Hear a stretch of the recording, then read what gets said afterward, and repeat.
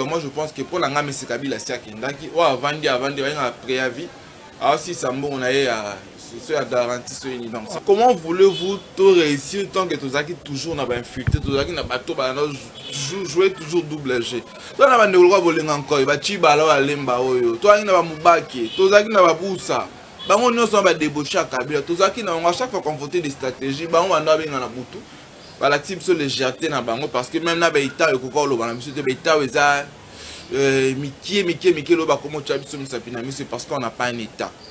Moi je pense que ce bassin c'est congrès ba mo ba pona maintenant pe na mo ba tamaile ba pe kuna mingi ba mova ba matata ba shadari ndete ko ka ba maile ba comment ba livre donc je pense que ba pona na ba Evariste Bouchab ba pona na vraiment ba pona candidat na bango mais moi je pense que kotika la Kabila tout revendre ya Kabila et ça dépend pas de moi mais ça dépend de la constitution est claire. Chers téléspectateurs, chers internautes, les amis de Congo Bololo Show TV, c'est avec plaisir que je vous retrouve encore une fois de plus aujourd'hui. Les enjeux politiques sont vraiment aujourd'hui tendus. Vous êtes sans ignorer que nous nous approchons lentement mais sûrement vers les élections prévues pour le mois de décembre, précisément le 23 décembre. Mais cette élection suscite beaucoup d'hésitations, beaucoup de problèmes. On ne sait pas si réellement l'élection en question y aura-t-il lieu ou pas. Voilà pourquoi nous sommes dérangés pour venir voir un de militants, un de politiciens. Il s'agit de Tony Mongou. Avec lui, on va passer une dizaine de minutes, essayer de parler de la politique, faire la lecture de la politique d'aujourd'hui et parler aussi des élections, voir prendre aussi son point de vue à ce qu'on les élections. Voilà. D'entrée de jeu, je le salue déjà. Bonjour Tony Mongo. Bien, Tony, tu es malgré que c'est difficile. Na évité bino nyosho bozo bata ma bozo banga ni soki nini aba kuma kanga bino bozo banga na évité Tony toyeba na élection le 23 décembre. Déjà avant que tu comptes en élection, aux années Ekoki RDC, vous pouvez expliquer votre Ekoki RDC années. Ekoki RDC les groupe à pression et ça les badines sont avec un micro comme nous un mouvement citoyen. Nous avons pour la valeur ou mboka donc on est là, on est créé en 2016. On a initié l'opération sifflée avec mon ami Constant Moutamba au hasard le Nangambo va y pouvoir donc. Je sais pas, mais on travaille en fait, à mandataire, on suppose qu'on travaille dans le gouvernement parce que le mandataire va accompagner le gouvernement. Donc, nous, on est là dans la liste, on continue nous ça. Donc, vous avez Lusha, vous avez Filimbi, donc ils ont presque quand c'est ce qu'on appelle mouvement citoyen. Oui, tout ça, on a pour la cause Moko. Tout ça, on a pour la défense, il y a la valeur république. Donc, on est des mouvements citoyens frères. D'ailleurs, je profite aussi de l'occasion pour soutenir Baningo Ntsou Bazan Katia Kacho, Ndeti Carbone Beni, Palmer, Union Soro, Bazaza Kacho, na Kinshasa, na Goma, pour la marche organisée en collaboration avec le prêtre catholique. Donc, on est ensemble. Kacho, ça n'a aucun ring pour les combattants. Voilà, élection le 23 décembre. Mais, chose curieuse, depuis la candidature des députés provinciaux, d'abord, kuna na bani na bango kuna bazo qui n'est vraiment té, Angouema ezate, ezanini, élection aux acteurs ezati. Quand on est journaliste, on a un peu mémoire. Pour les candidats et opposition, les candidats indépendants, est-ce qu'il y a besoin de jouer à pouvoir ou non? Mais si on joue à pouvoir, on sanctionner, on aura peut sanctionner de Kabila. Mais moi je pense que l'élection il faut ça un format au Kabila l'ingité. Il était pour adversaire ou pour abattre. Non. Si l'élection il faut il faut une opposition, pas pour un candidat, si on a mis ça sur 4. Mais au moins, les candidats au Bango avec conscience, pour l'intérêt mboka. Et ça, non, on met Moïse na lingité. Yo monsieur Félix to komo ka pe mamba ya bakabo ka mona nsapo komo zonga swe komo soso yete komo ndeko bemba te makamne pe wa ndeka bundaki ne babundaki avant kende bandola mukaso pas pour un candidat waza faible. Dans l'élection bon biso tant que tous en to télé melango tina dernière énergie. Donc on a comprendre yo pouvoir en place ces jeux écartés ba candidat solide, ba candidat ya poids entre autres Moïse Katumbi par rapport à ma nationalité, na accusation de ngwa nani olobi est Félix c'est pas comme na maramba comme na ça. Moi je pense Satana Betamo c'était comme Félix, il y a Moïse pardon même ça c'est un faux débat. Il a été gouverneur rawa. Nangambo na ba betela ma boko ba moku baloba c'est pas parce qu'il aime les gens parce qu'il a l'argent mais c'est parce qu'il aime les gens. Ba mbingise ba meilleur gouverneur ba pisa ba mambebele belé mais les l'opposition nangambo na bango tende komi qui a commis la nationalité boy. Donc ça je pense que c'est un faux débat et ça manière ya ko éliminer bato non so ça la causa poana pour Kabila pas candidater oh non so ça poana contre candidat na bango ba monde que ba battre facilement bazolonga ba candidat non so ba potentiel likambo na to beta c'était likambo ya Félix Apomoni c'est vrai nous sommes de la société civile tous ça ba activiste mais moi tout ça appelle lecture ya makambo quand des okende tout le monde makamba kamo ina sapo ito la mukaso tout le monde peut sous makambo ya Moïse Katumbi au-delà de ya makambo ya nationalité il y a aussi makambo ba lobby ya ba mercenaires ou la muki sous on voit aussi et puis la muki na moment ni la muki ya lobby azoya tant on ya lobby azoya pe ba monde qui tant to commis prêt il y a unité opposition pe après ba batika ba candidature ba kini na ba passeport et puis ba kini sous na makambo wana. Non, il y a un peu de connexion, tout le monde a papi tamba, on a bien un fou du roi, les cas de gens à la télévision, bazolo bapona, mambande Jean-Pierre Bemba, qui avant qu'il y ait un problème à Bundaki, à Salaki, est-ce qu'à Bundaki va attaquer légitime défense, non pas un peu à rater, Farati va calmer le roi en goal, tout Faka Bunda. Puis, banan va occasionner qui peut abîmer librement pour qu'il n'est-ce pas, Bango? Moi je pense que c'est une manière ya maïla mabe à Kabila et compagnie on va continuer toujours comme ça la pour na ba candidat sur base potentiel base va candidater pour battre moto sur battre donc c'est un peu ça mais nous on va pas se laisser faire on va barrer la route la bateau sur base ennemi à République on va gérer pendant 17 ans tout ça na banda baye after les compagnies ti tout le monde a résultat nzali zali si fait maka libanda banzele zalité ou plutôt zalité mais quand bando réclamer bato baza ba libre citoyen le quoi ba carbone beni le quoi ba biso batoni mongu photo bando tambola tamona na bokebi faut pas botolo téléphone faut pas tu sur écoute faut pas ça faut pas kangayo donc on est des citoyens toujours défendre ba droit mboka na biso pour mboka ke liboso voilà mais on toujours évoluer car en élection première élection mais on vous accuse aussi, bino ba politicien, ba société civile. Bon voilà, bon na bino pe bon na carte parce que ba somba bino.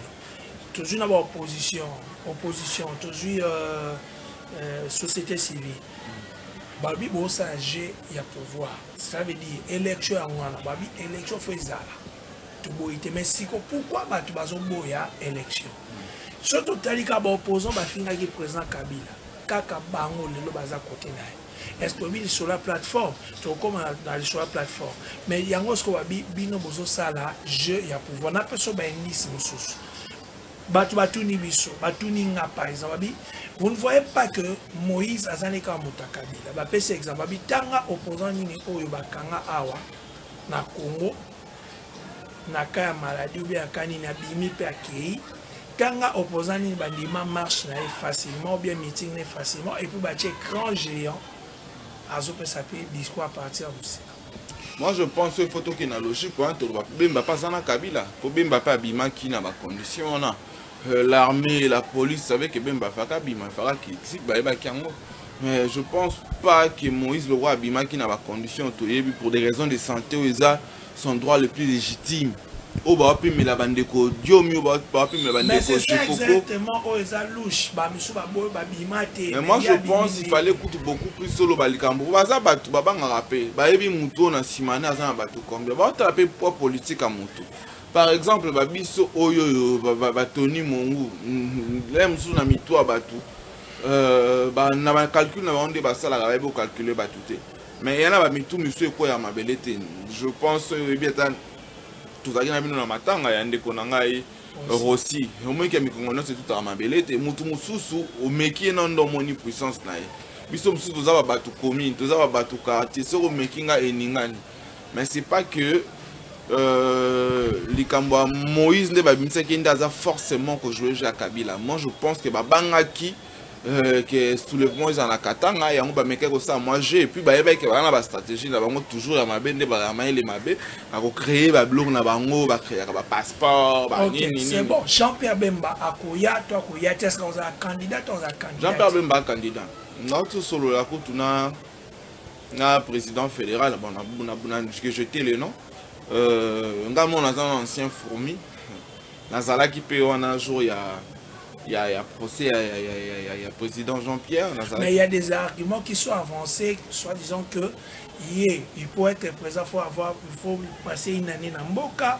Il y a plein de choses. Moi je pense que c'est un faux débat. Bon, Claude Machal, Nani Machala, docteur Kachala, à passer à une année dans Mboka, alors candidat. On les a une mamba kobang, les a kobang changer na camp, changer quand il y a un gambo na bang. Donc des bazans, on devait se vendre dans tous ces missions. On des bazans na ba qui gali ceux qui ngakati na bangwan. Bazo ça la stratégie, ba iba neni ni ko coincer. Ba moni otoni mongo za mo puissant na kalamu na ba mbinza na ba ni tika to ko isai.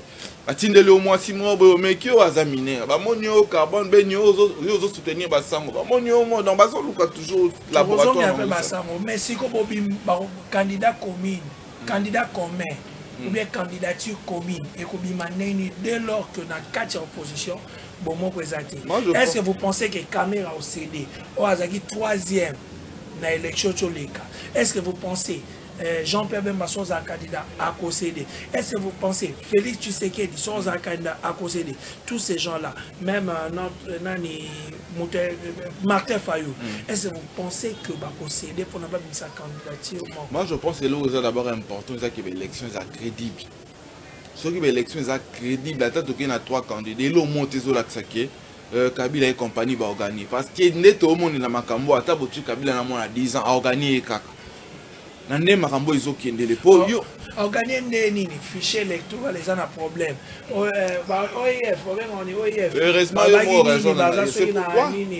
c'est pourquoi je évoquais les 16 millions c'est pourquoi je empreinte sur l'élection il y a un moment on évoquait le cambo crédibilité et l'autre soit sérieux la démocratie est plurielle l'opposition aussi est plurielle c'est vrai en général on peut signer mais au moins attention baké 3 4 ok, on a gagné côté, mais c'est Kabila a gagné côté ni. Tout ba ninga na ya o chaba shadari ba mova. Est-ce que yozo ba so ine nozo banana zo comprendre shadari mova, mais est-ce que vous que na hotel Kolanda lobby j'aime pas trop la politique hein pour na to banga rappel mo ba j'aime pas ça mais nazo relais kakao na yo ka lobby. Il y a un monsieur qui s'appelle Mirindi. J'aime pas trop Koloba Kotanga Bakomba Bato. Lui, il a dit ceci. Il a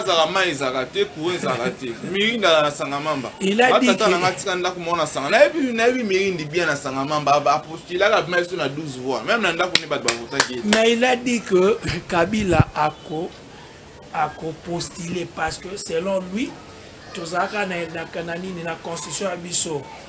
Article 220 verrouillé mais déverrouillé quand on le moins en 2011 le moins dans deux tours na tour moko a démontré qu'il y a le la télévision qui a proposé puis Sokolandi quelques batouya MP PPRD c'est ce qu'ils sont en train de dire ce que yo ozolo ba ochaba shada ba ochaba movande. Moi je pense quand on a peine na bon on a d'ailleurs sérieux d'écouter banda émission mais dans le bango vraiment là si on a tali caméra on ne nage pas contre courant sinon résister ce serait fatal basarana na moto te basarana na peuple mobimba to ko sarana individu ko sarana moi 10 personnes okanginga pona muta ekoki okangi opa muta filimbi opa muta lusha bien sûr moko sarana mboka mobimba te.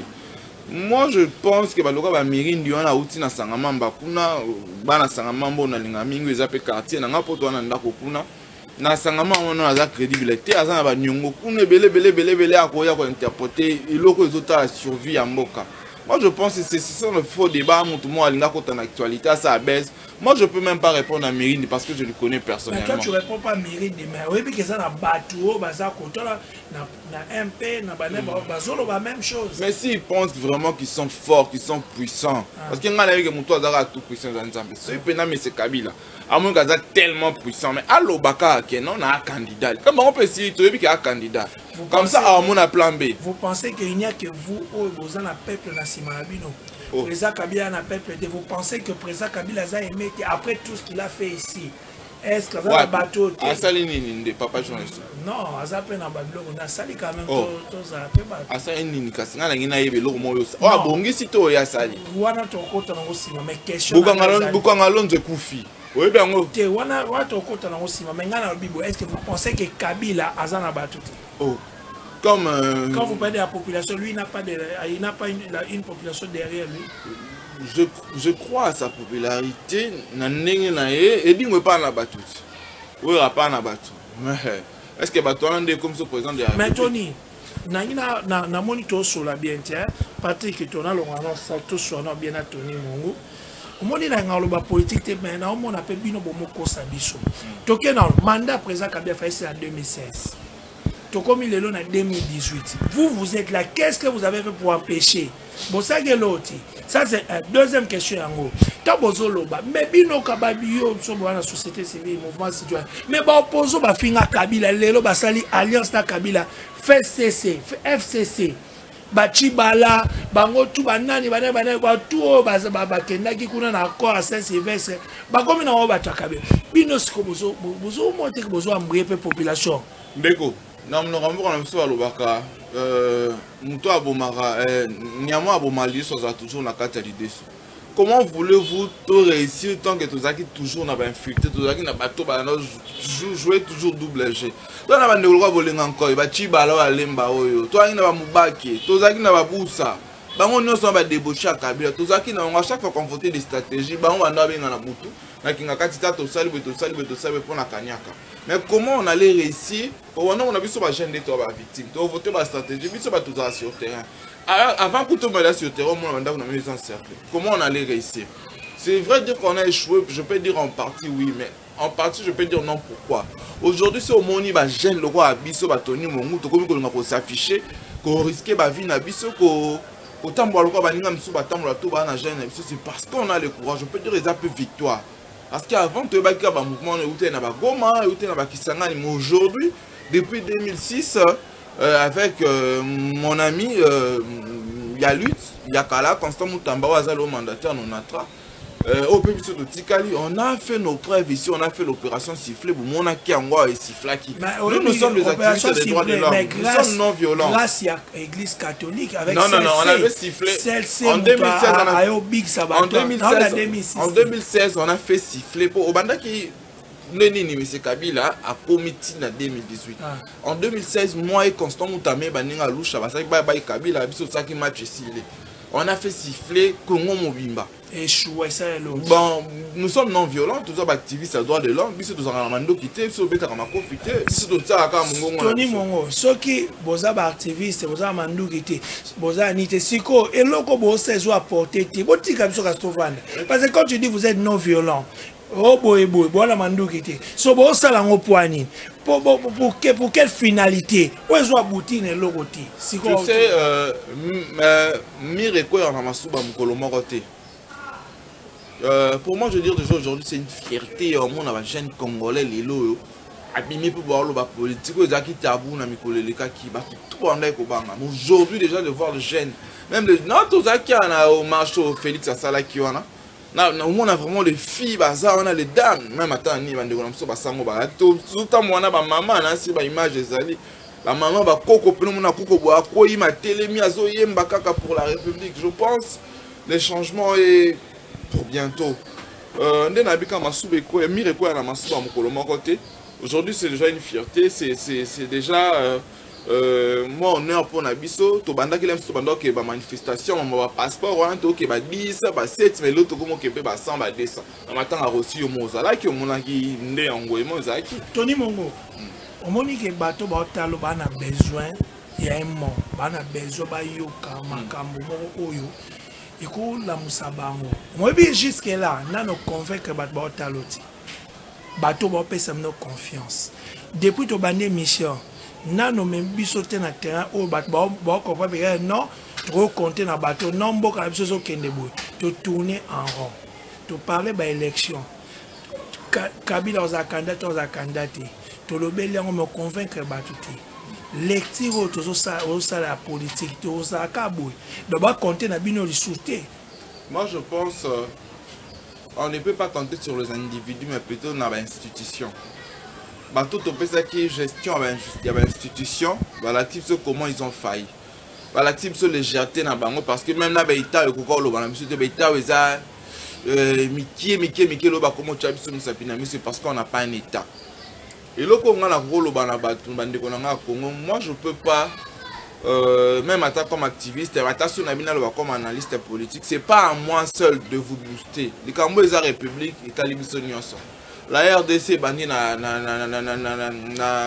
na féminin, on dit la RDC. Donc je peux dire c'est une mère, il y a un ennemi biso. Il suffit de faire un tour au Japon, en Chine, on a tremblement de terre, na bani. Mais t'as biso mboka na biso ennemi biso. T'as la mi on a matiti zobota, tina bani bandu des obota tina bami, c'est parce que c'est notre patrie. Par contre on a biso babunda, po biso to zomboka o. Ce que le mumba lelo. Yon de cause talanga na internet, talanga na télé. Le monde c'est maintenant ou jamais. C'est le temps où il besoin de tout téléma. Tout sangana, tout bunda pour n'amboka na biso. Ko bunda pour n'amboka zaka ate ko bambali banga ko sala. Ata ko koma na Facebook za ko bunda pour n'amboka. Ko bima na manifestation chaque fois to benga aminisa pour na ko bunda pour ça une forme à pression. Tous autres indépendance na mabanga, tous autres indépendance na même le tous autres indépendance na ba manifestation. To sangana to barre route na bato nyonso baza ba ennemi à république o nyonso ba lingi ke résultat ça la ka moko nde wala na lopoto même effet même cause même bilongi to zaka na ba même résultat au monde bato to saki confiance na ngana bino bato to kanté lo ka opposant o bonzo ka ne banda bunda pour l'intérêt ya bana na bango na basi mais facilité bazaka na kati population pesa no confiance ndeko basa la confiance ka na mutu basa la confiance na nzete te basa la confiance mais si ko bazo débaucher bino non même à l'époque même mon cher même à l'époque de il y a indépendance il y a colonisation il y avait des gens où on a jeté les noms, tout ça peut temps à go notre travail en collaboration avec Mindele, mais il y avait quand même des gens comme de Lumumba, les Simon Kimbangu, ils ont bravé la paix, ils ont pu dire non à Namundele. Très très bon même César, Mutabouma qui est nani, Mbelu à cheval c'est son fils.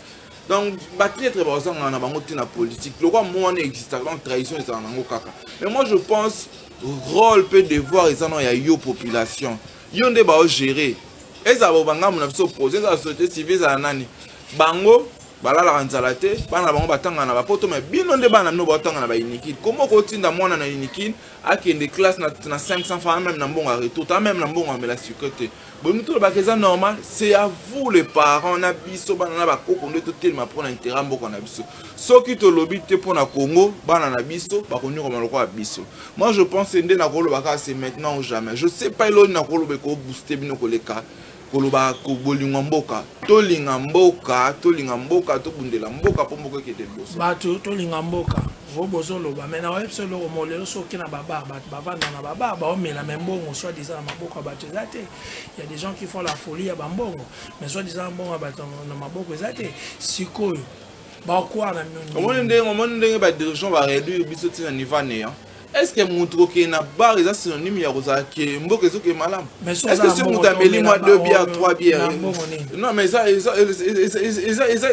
droit ya moto si moto amoni pona zalanga moto no so amela na bar amela on est sangota moto amela pas long la ba souci to comme l'aime so to comme ba fin du mois ici l'équipe moto amoni ga ko futa randa ko tsela mela ta moi 2 bières moi 3 bières même sous bosana mais en réalité on est ça qu'en face c'est pas que je soutiens soit je suis derrière bateau bakenda baba tous les jours alors qu'on a des vraies questions en République pas questions en Mboka mais au moins je pense que ça c'est un faux débat muta mais la masangate c'est pas vraiment un problème soit qui élection zati pour nayo qu'est-ce qu'il faut faire transition sans Kabila il y a monde bozozela Il y a beaucoup d'élections parce qu'il y a déjà beaucoup de mais c'est ça, élection dans la machine à toucher, dans la machine à voler. C'est que ça qui bagé dans nos bandakas. Aux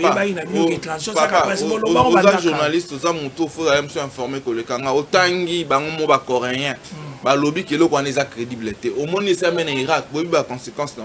Ah on est dans beaucoup de ça déjà. N'a pas problème beaucoup de ça dans quoi la sida tout ça sous machine à tricher parce que ce beau élection ça veut dire il y a déjà ça débauché par opposant mais sous bazar qu'on a attends yo boy cause un candidat il y aura des candidats qui vont sortir c'est comme nous bossou parce que opposition monsieur Zakon. Quand vous dites que ça mais l'élection est salami sans vous. Papa journaliste, comment tu peux parler de l'opposition là où tu vas salir déjà plateforme. Bah ça déjà c'est comment encore. Mais bah moi bazo bah ça na opposition. Tout ça va na mikete. Oh ba bengana ndeko nanga ko faire ba mayele mabe. Comment ko lo bozana bato alors que bo sali plateforme bo l'équipe wana to moni bino pe na ki ngakati kuna to moni bino boza ici comment encore. Aux opposants mais bozana candidat mais encore na bato baza bata pouvoir.